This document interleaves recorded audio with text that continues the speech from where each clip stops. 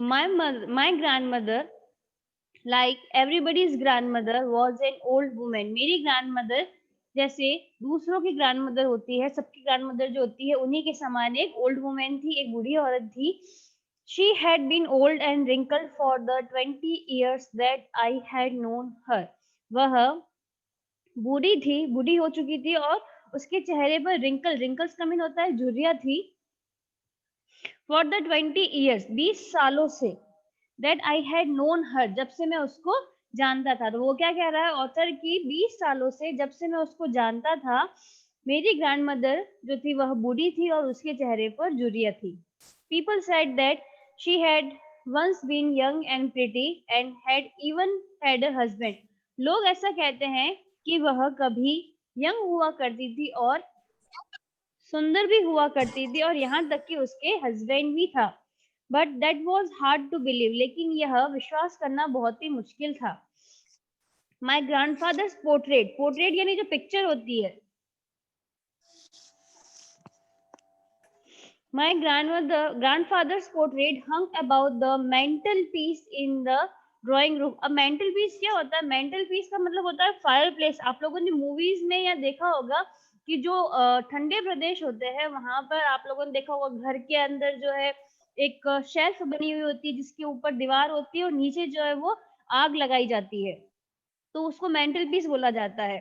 तो drawing room के अंदर जो मेंटल पीस बना हुआ था, उस मेंटल पीस के ऊपर मेरे ग्रैंडफादर की पिक्चर जो थी वह लटक रही थी.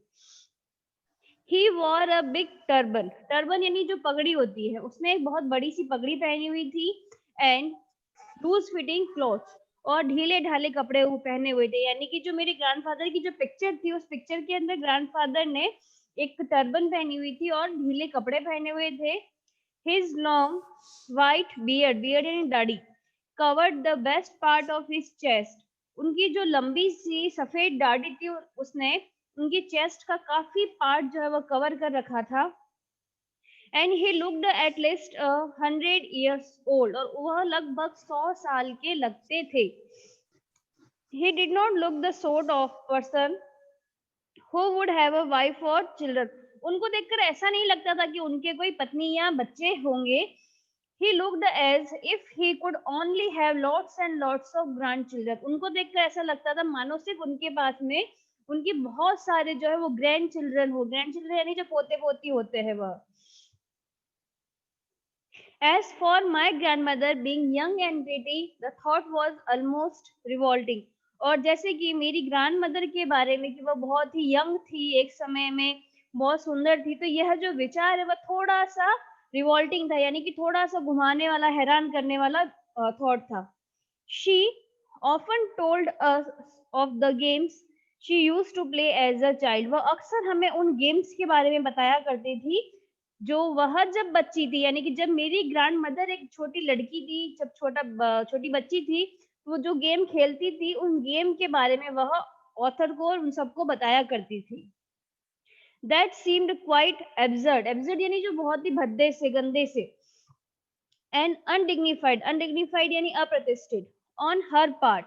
और उसकी तरफ से जब हम ये सुनते थे तो ऐसा लगता था ये जो गेम है वो थोड़े से भद्दे से और अप्रतिष्ठित से गेम थे. And we treated it like the fables, fables यानी जो कहानी, कथा जो होती है, ऑफ द प्रॉफिट्स, प्रॉफिट्स यानी महापुरुष, संत. She used to tell us, और हम ऐसे ट्रीट करते थे जैसे कि हम लोग कोई पुरानी पौराणिक कथाएं जो होती है, संतों की कथाएं जो होती है वह सुन रहे हो. She had always been short and fat and slightly bent. Slightly यानी हल्का. वह हमेशा से ही छोटी सी थी, मोटी सी थी और हल्की झुकी हुई थी. Her face was a criss-cross of wrinkles running from everywhere to everywhere.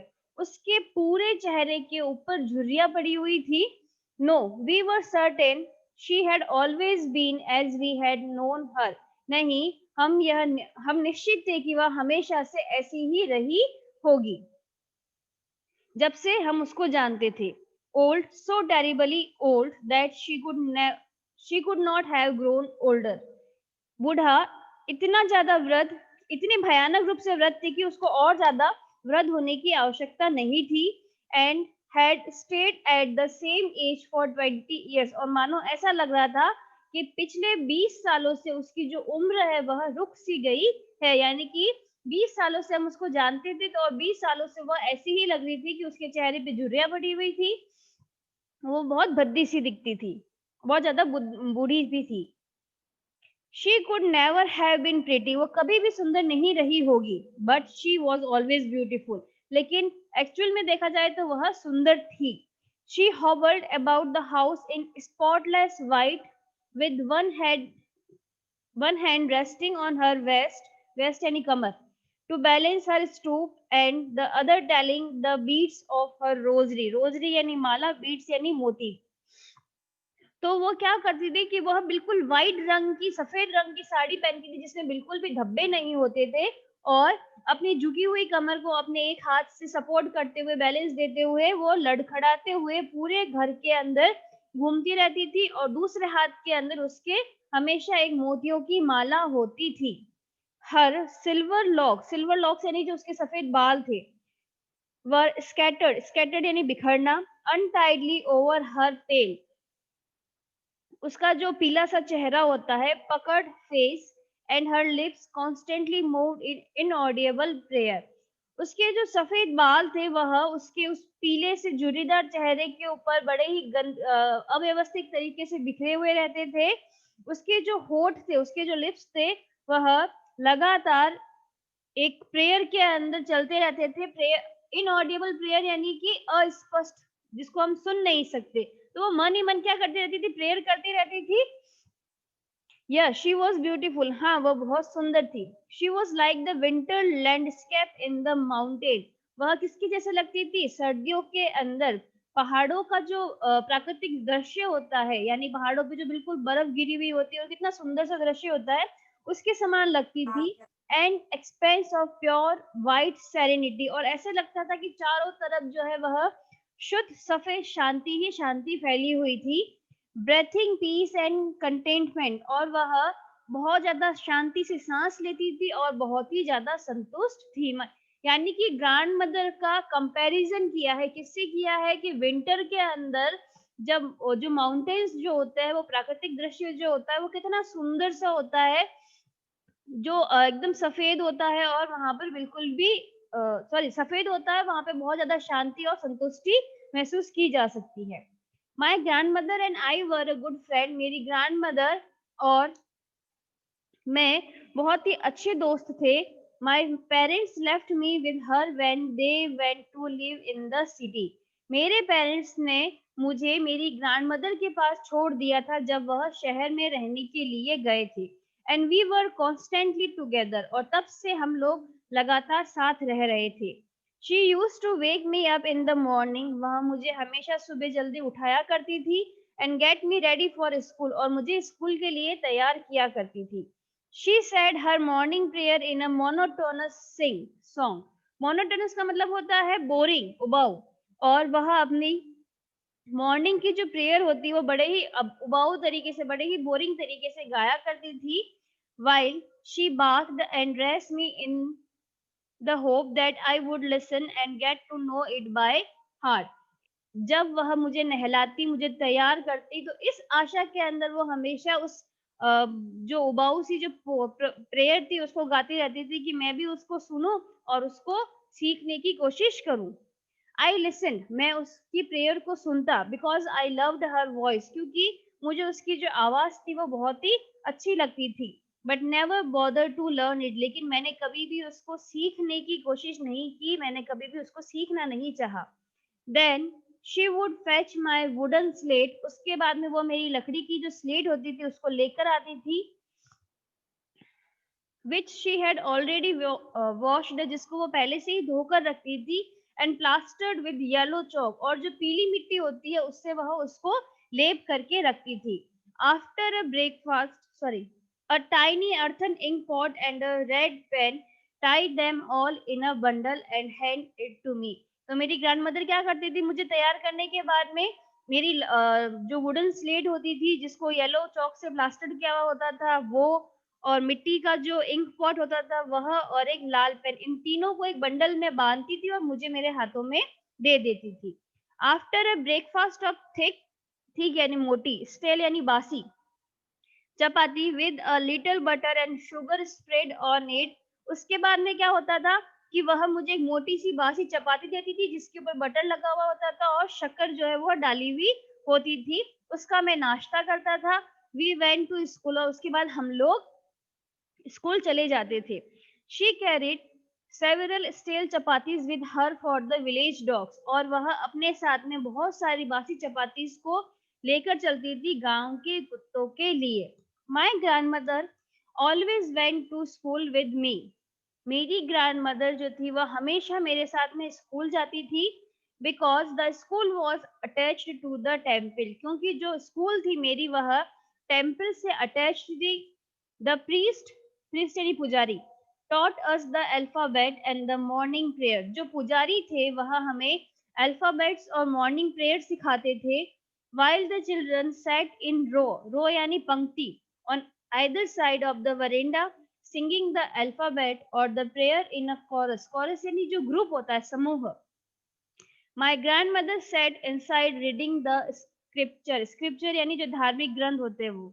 जब वरेंडा के एक साइड के अंदर बच्चे लाइन बना करके बैठे होते थे और वह अल्फाबेट और समूह में प्रार्थना गाते थे, तब मेरी ग्रैंड मदर जो थी वह मंदिर के अंदर की तरफ बैठ करके धार्मिक ग्रंथ पढ़ा करती थी।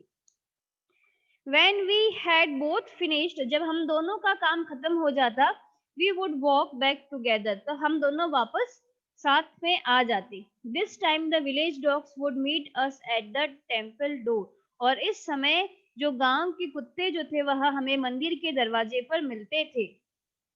They followed us to our home, growling यानी गुर्राना and fighting यानी झगड़ना with each other for the chapatis we threw to them। जो चपातीज हम उनको फेंकते थे उन चपातीज के लिए वह एक दूसरे के ऊपर गुर्राते हुए और झगड़ते हुए हमें हमारे घर तक फॉलो करते थे।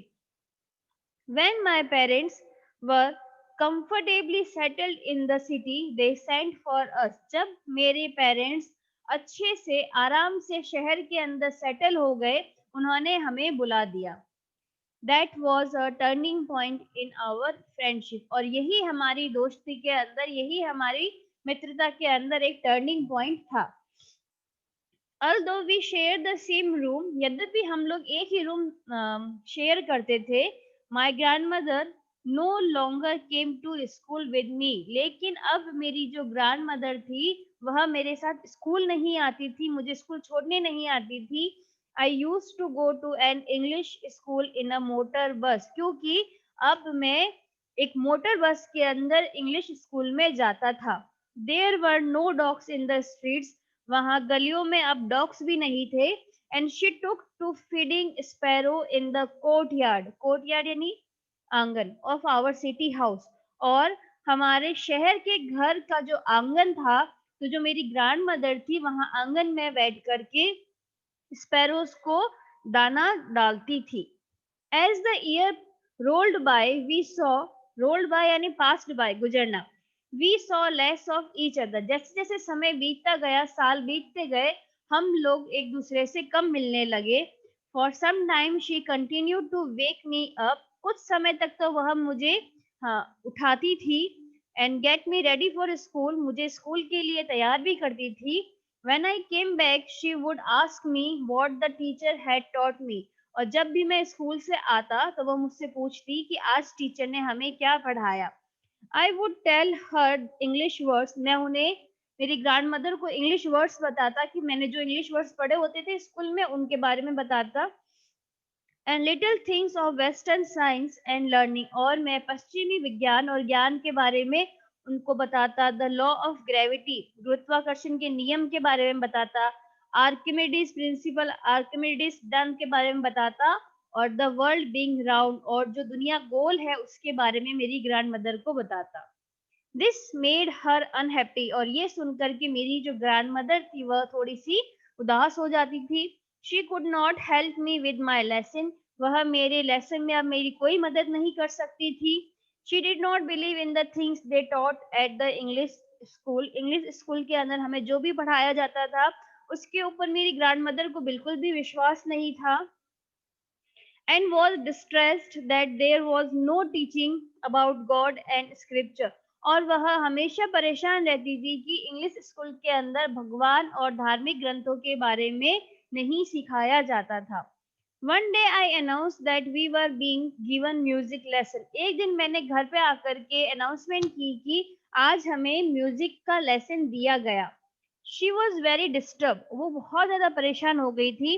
To her music had lewd association. Lewd association यानी बुरी संगति को बोलते हैं। तो मेरी ग्रैंड मदर के लिए म्यूजिक का मीन था बुरी संगति। It was the monopoly. Monopoly का मतलब होता है एकाधिकार, यानी कि सिर्फ किसी एक व्यक्ति का या एक संगठन का अधिकार होता है। ऑफ हार्लोट्स, हार्लोट्स जो होता है वो प्रोस्टिट्यूट को बोलते हैं। प्रोस्टिट्यूट यानी वेश्या है। एंड बेगर्स यानी भिखारी। And not mean for gentle folk, gentle folk यानी सज्जन व्यक्ति। तो मेरी ग्रैंडमदर का ऐसा मानना था कि जो म्यूजिक है वह बुरी संगति के लिए, लोगों के लिए होता है, और इसके ऊपर जो हार्लोट्स होते हैं, जो प्रोस्टिट्यूट्स होती है, और जो बेगर्स होते हैं, उनका एकाधिकार होता है, और यह सज्जन व्यक्तियों के लिए नहीं होते हैं। शी सेड नथिंग, वह कुछ भी नहीं कहती थी, but her silence mean disapproval. लेकिन उसकी जो साइलेंस होती थी, उसकी जो चुप्पी होती थी, उसका मतलब डिसअप्रूवल होता था।